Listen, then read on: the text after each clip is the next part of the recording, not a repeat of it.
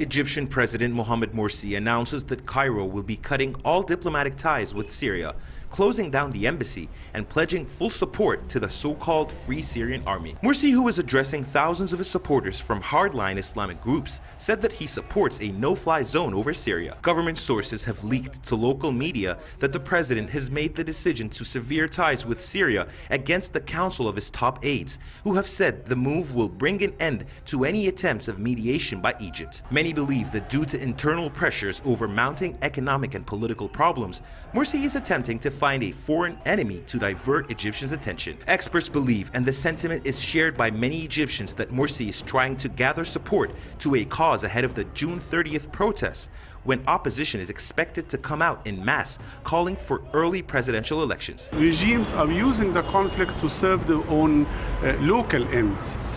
The West cannot afford to lose the Syrian conflict, and in the recent military victories, the West and America were very much alarmed. They don't want to be defeated. The sentiment was assured by several speeches made at the stadium, calling all those who will participate in the demonstrations will be traitors and even infidels, a tone which has caused wide anger among Egyptians. The decision by Mohamed Morsi to sever ties with Syria is one among many of his immature and irresponsible decisions.